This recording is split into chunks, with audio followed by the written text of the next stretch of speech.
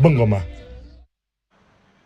Naam, tusalie katika eneo hilo la magharibi ya nchi kwamba viongozi kutoka kaunti ya Kakamega wakiongozwa na gavana wa Kakamega Fernandes Barasa ambaye pia ni mwenyekiti wa chama cha ODM kwenye kaunti hiyo wanasema kwamba wana imani ya muungano baina ya ODM na UDA kubuni serikali ya mwaka 2027 kutokana na matunda ya maendeleo ambayo kaunti hiyo na eneo la magharibi kwa pamoja inazidi kushuhudia kutoka kwa serikali jumuishi.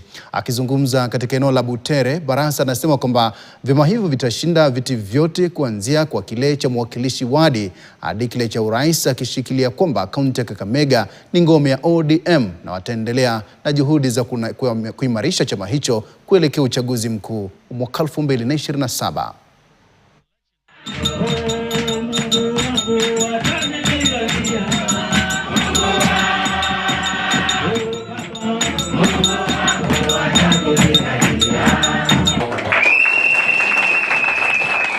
2027 kuanzia kwa kiti ya MCA kwenda kwa mbunge.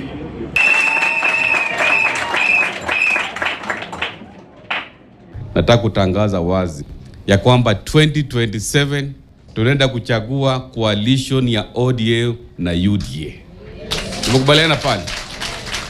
Ni Kakamega sisi tuko kwa ODM. Na mimi nasemanga Barasa tu inafanya watu wengine wananichukia na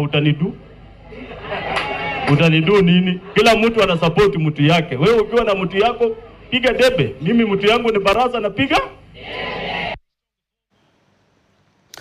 Nao viongozi wa upinzani wameendelea kuikashifu serikali kuhusiana na kile wanachokitaja